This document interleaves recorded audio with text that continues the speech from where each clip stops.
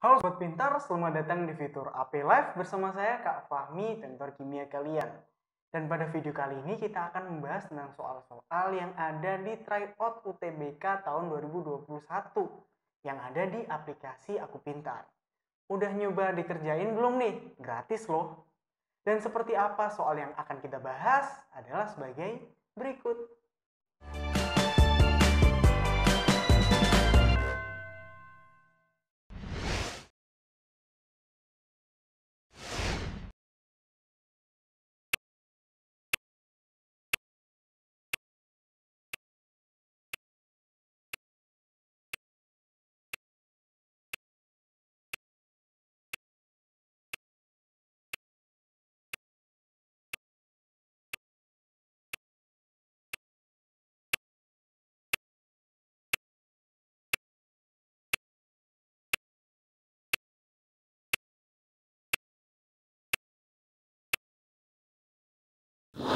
Nah, gimana Sobat Pintar? Sudah kalian kerjakan apa belum? Dan dari jawaban kalian kira-kira sudah benar atau ada yang masih salah? Yuk kita bahas. Nah, ini adalah soal pada materi koloid, lebih tepatnya pada sistem koloid yang ditanyakan. Dimana yang fase terdispersinya adalah padat, medium pendispersinya adalah gas. Jadi dalam suatu sistem koloid ada yang namanya fase terdispersi dan juga fase pendispersi. Yang diminta adalah terdispersinya adalah padat. Pendispersinya pada fase gas. Nah, terdispersi padat, pendispersinya adalah gas. Ini adalah suatu sistem koloid yang dinamakan dengan aerosol padat. Atau istilahnya padatan yang melayang-layang di udara. Seperti itu kasarannya. Contohnya ada apa aja sih?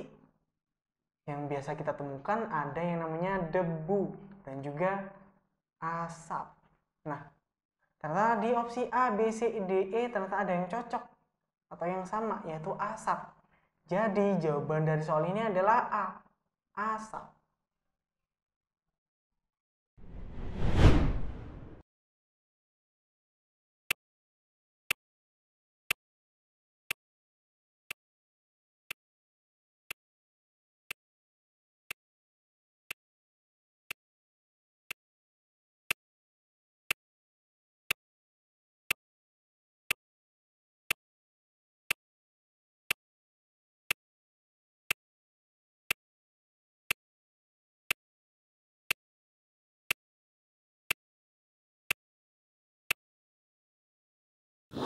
Nah, gimana Sobat Pintar? Sudah kalian kerjakan apa belum? Dan dari jawaban kalian kira-kira sudah benar atau ada yang masih salah? Yuk kita bahas. Nah, di sini adalah soal elektrolisis atau sel elektrolisis. Yang ditanyakan adalah larutan yang dapat menghasilkan gas pada katoda dan juga anoda. Yang menghasilkan gas berarti elektrodanya apa nih? Karbon. Karbon kan inert. C adalah inert. Kemudian yang menghasilkan gas pada katoda dan juga anoda berarti untuk reaksi reduksi dan juga reaksi oksidasinya berlaku reduksi apa? Air dan juga oksidasi air. Sehingga menghasilkan sama-sama menghasilkan gas yang ada pada katoda dan juga anodanya. Reaksi yang ada pada katoda dan juga anoda di mana yang dihasilkan adalah reduksi air dan juga oksidasi air. Kalau di katoda berarti dia ada pada kationnya itu adalah golongan 1A, 2A, Mn dan juga Al. Sehingga dia reduksinya adalah reduksi air. Kemudian kalau di anoda yang oksidasi air berarti untuk anoda atau anionnya adalah suatu ion yang mengandung oksigen. Tinggal kita cari di opsi A, B, C, D, E mana yang merupakan katodanya atau kationnya golongan 1A, 2A, Mn atau Al, salah satu dari itu. Kemudian anodanya atau anionnya adalah ion yang mengandung oksigen. Mana nih A, B, C, D, E? Ternyata ada di E. Kenapa kok E? Kalium, K kan kalium. Kalium adalah golongan 1A. Kemudian SO4. SO4 itu adalah sulfat, mengandung ion yang mengandung unsur oksigen di dalamnya. Jadi pada elektrolisis K2SO4 akan reduksi air dan juga oksidasi air, menghasilkan gas di katoda maupun di anodanya. Gitu. Jadi jawaban dari soal ini adalah E, K2SO4.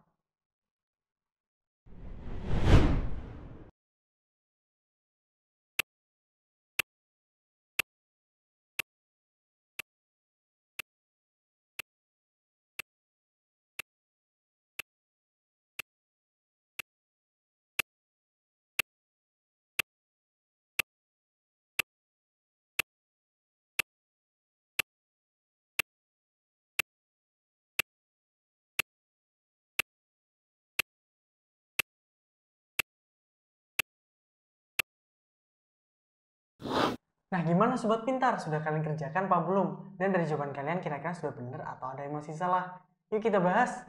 Nah, ini adalah soal pada materi makromolekul. Ya kan? Di sini yang ditanyakan adalah senyawa organik sebagai produk samping dari apa aja? Ada hidrolisis lemak, pembuatan biodiesel, dan pembuatan sabun dari minyak atau lemak. Senyawa ini banyak digunakan zat aditif pada cairan pendingin radiator mobil dan bereaksi dengan logam Na menghasilkan gas H2. Oke.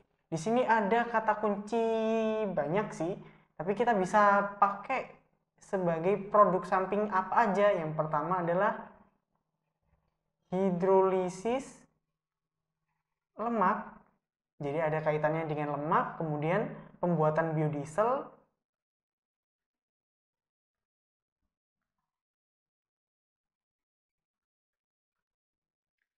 terus yang ketiga adalah digunakan sebagai produk samping pembuatan sampul.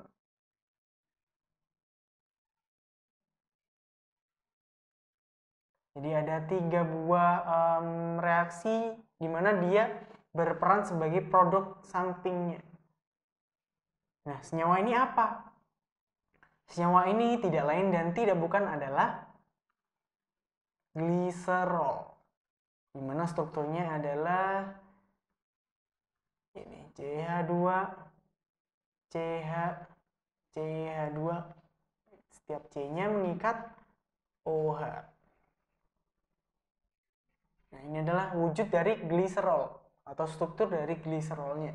Dan gliserol ini digunakan sebagai zat aditif pada cairan pendingin radiator mobil dan ketika direaksikan dengan logam Na akan menghasilkan gas H2. Senyawanya adalah gliserol. Ada di opsi mana? C.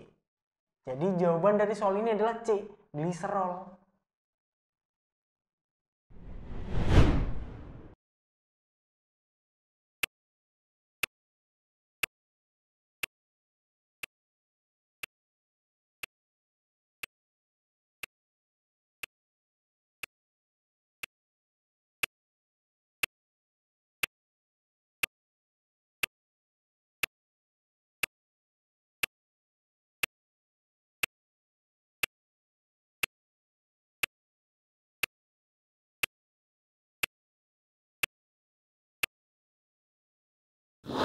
Nah, gimana sobat pintar? Sudah kalian kerjakan apa belum? Dan dari jawaban kalian kira-kira sudah benar atau ada yang masih salah?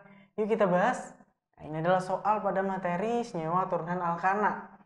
Oke, kita cek pernyataan dan juga alasan.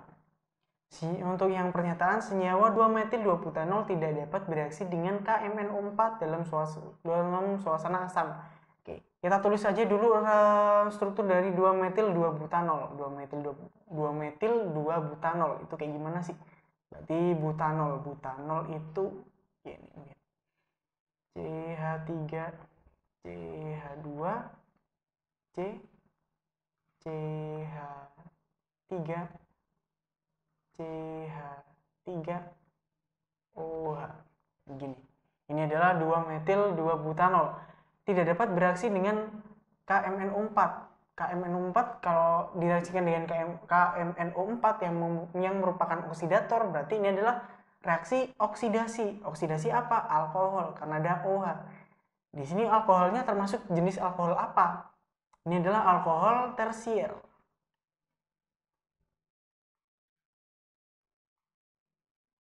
Alkohol tersier ketika ditambahkan dengan KMNO4 ya, atau dioksidasi, ini tidak akan bereaksi karena dia alkohol tersier. Beda dengan alkohol saudaranya alkohol tersier, alkohol primer dan juga alkohol sekunder. Ketika dioksidasi dia dapat bereaksi menghasilkan senyawa turunan alkana yang lain gitu. Jadi untuk pernyataannya adalah salah. Alasannya, senyawa 2-metil-2-butanol bersifat optis aktif. Optis aktif itu artinya apa? Optis aktif adalah senyawa karbon di mana pada 4 tangannya dia mengikat 4 gugus yang berbeda. Entah di sini gugus 1, 2, 3, dan 4. Jadi keempat-empatnya berbeda. Kalau kita lihat di sini nggak ada yang berbeda. Ini pasti ada sama, hanya ada 3, hanya ada 2. Di sini ada metil dan juga metil. Dan juga OH dan juga etil sih bisa, tapi di sini ada sama-sama metil, jumlahnya ada 2. Sehingga tidak mempunyai sifat optis aktif. Pernyataan tadi benar ya, sorry. Karena tidak dapat bereaksi dengan tadi kan tidak dapat bereaksi. Jadi ini adalah benar pernyataannya. Pernyataan benar, alasan salah. Ada di opsi mana? Pernyataan benar, opsi salah. Pernyataan benar, opsi salah. Ternyata ada di opsi yang C. Jadi jawaban dari soal ini adalah pernyataan benar dan alasan salah.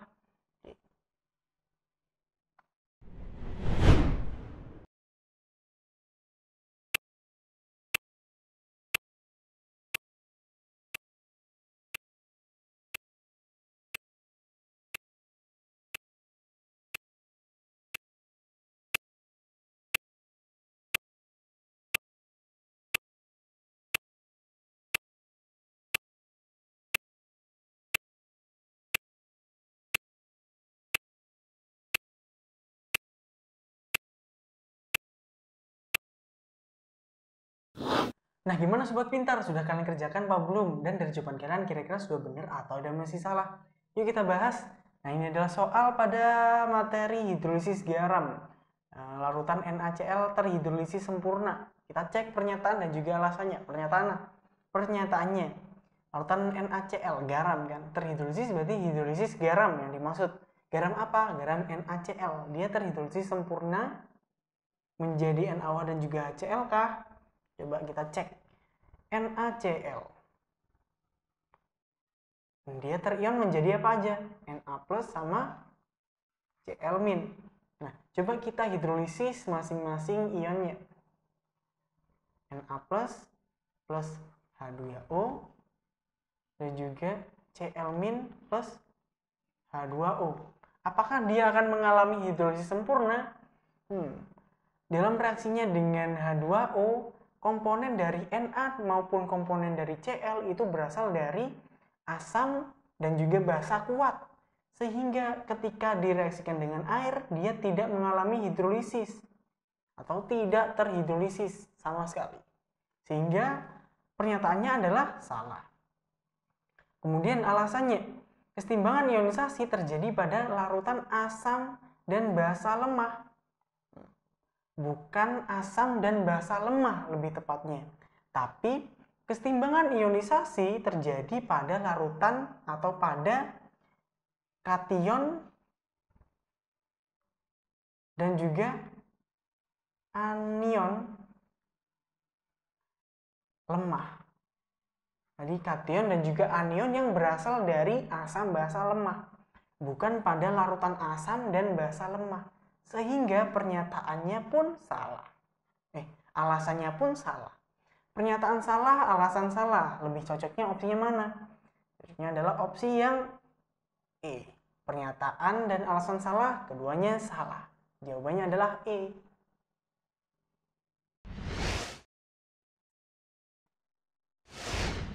Nah, kita tadi sudah selesai membahas beberapa soal yang ada di tryout UTBK tahun 2021 yang ada di aplikasi Aku Pintar. Semoga pembahasan tadi bisa bermanfaat bagi kalian dan dapat membantu proses belajar mandiri kalian di rumah. Nantikan kelanjutan pembahasan lainnya di episode-episode selanjutnya. Belajar pintar bersama Aku Pintar. Sampai jumpa.